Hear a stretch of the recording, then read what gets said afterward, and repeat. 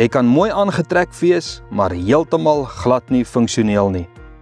Is jy met die krag van God geklee?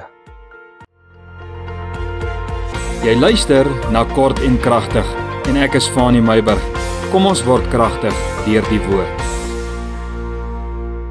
Ek wil 'n bietjie met jou gesels oor Here, U is my krag. En daar uit Efesiërs 6 vers 10, hoeveel keer het ons al gepraat oor die wapenrusting, maar ek wil so 'n bietjie van 'n ander kant af kom rondom die wapenrusting en ek gaan nie uitbrei rondom elke element van die wapenrusting nie, maar hoor wat sê die woord van die Here. Efesiërs 6 vers 10. Hy sê eindelik, my broeders en susters dan nou, word kragtig in die Here en in die krag van sy sterkte. Ek en jy sien baie mense, elke winter, hier in ons eie land en oral oor, wat dakloos en huisloos en in erge armoede leef. Ons sien baie mense wat baie swaar kry en ronddwaal met karige klere aan en ons kyk tog in 'n mate neer op hulle en ons beskou hulle as arm, tekortkomend en dan word hulle verag en uitgewerp deur die mensdom, want ons sien en ons kyk na hulle klere. Okay, ons ryk dit ook soms, né? Maar ons kyk na hulle klere en dan maak ons hierdie oordeel oor hulle lewe. Ons sien hulle as blootgestel en uitgelewer aan die elemente. Is dit nie so nie? Wanneer jy mense sien wat in hierdie armoede is daar nie tog iets wat in jou hart gebeur om te sê, kyk hoe blootgestel en uitgelewer is hulle aan die elemente nie. Nou ons het mos 'n taak rondom die wat ons weet wat swaar kry om aan hulle behoefte ook te voorsien, maar dis nie waar ek gesels nie. Ons sê dat hulle is nie geklee vir die dag en die nag se uitdagings nie, en as hulle nie geklee word met die regte klere nie, kan hulle selfs hulle lewe verloor, en ek en jy weet dit. Nou Paulus sê, en hy maan ons om geestelik nie in dieselfde kategorie te val as een wat karig geklee is teen die elemente van die natuur nie. Paulus wys ons op vele plekke in sy briewe dat ons geklee moet wees teen die bose elemente van die duiwel. Ons moet funksioneel geklee wees, die tipe kleding wat krag bevat, want dis waaroor ek gesels. Die tipe kleding wat krag bevat om die elemente buite te hou, maar ook om nie verwerplik en kragteloos in die gees te wees nie. Kleding is 'n bewapening en sy vermaaning is dat ons die geesteswêreld bewapend moet aanvat. Ek het nie nodig om vir jou te sê dat vleeslike krag nie opgewasse is teen die bose in die geestesrelm nie. Is dit nie so nie? Daarom bestaan die evangelie van Jesus Christus, soos Paulus sê, nie in woorde nie, maar in krag. Wat se krag? Die krag van God. Woorde, mensekennis en wysheid ontbreek in geeskrag, in Godkrag. Daarom spring hy weg daar in Efesiërs voor hy eers deel met die kleding van 'n soldaat van Jesus Christus en hy sê dat jy alleenlik kragtig en weerstandig is as jy kragtig is in die Here en in die krag van sy sterkte beweeg. Kragtig is in die Here en in die krag van sy sterkte beweeg. Jy moenie die verkeerde idee kry. As jy Efesiërs 6 daarvan vers 10 lees om te dink, dis 'n kas vol kledingstukke en elkeen het 'n naam en 'n plek op jou lyf nie. Hy wil hê jy moet weet hierdie klere is kragteloos sonder die werking van God in dit. Jy kan in Jesus glo vir jou redding, maar as sy krag nie werk deur geloof nie, is dit kragteloos in jou lewe. Daarom sal jy te staan kom teen versoekings en jy sal val. Hoekom?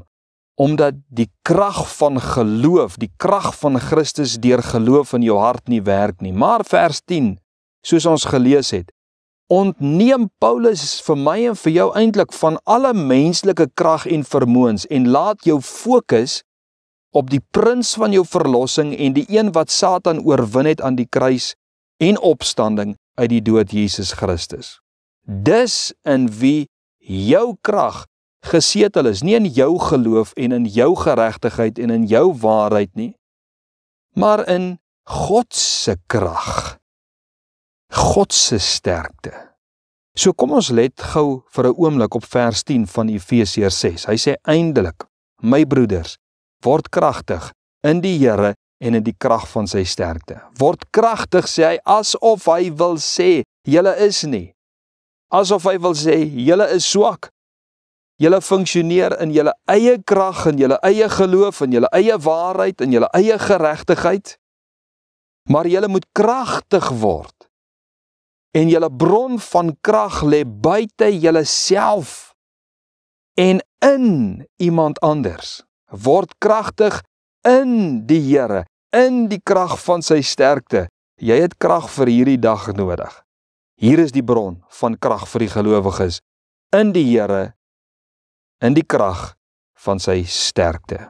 En dit herinner my aan 'n fisiese uitbeelding in Handelinge 19 vers 13, en dis glad nie 'n opsomming vir die totale wapenrusting van God en die alleenlike funksie vir die wapenrusting van God nie.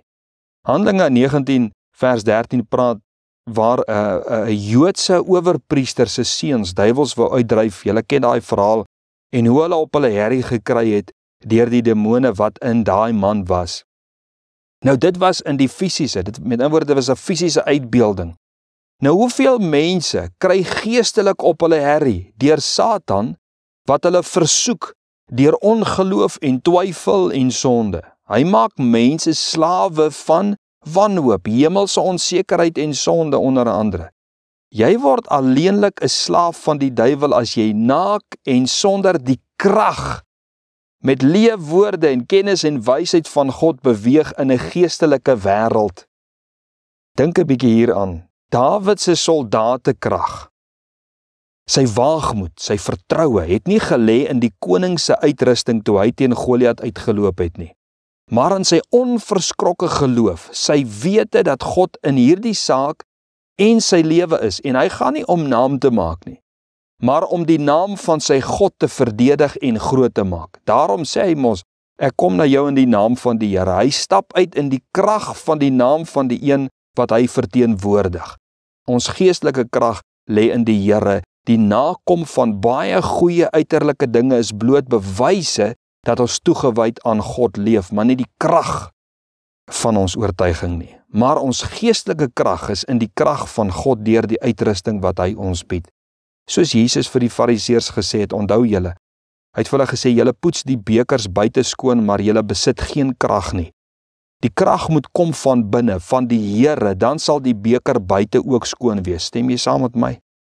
Daarom verduidelik Paulus ook in Kolossense 3 daarvan vers 10 af, gaan lees dit self, hoe die kinders van God geklee moet wees. En ja, al hierdie elemente wat hy daar noem, soos die nuwe mens, ontferming, goedertierenheid, nederigheid, sagmoedigheid en lankmoedigheid, verdraagsaamheid, vergifnis en liefde, alles vorm deel van die verskillende elemente van die wapenrusting van God.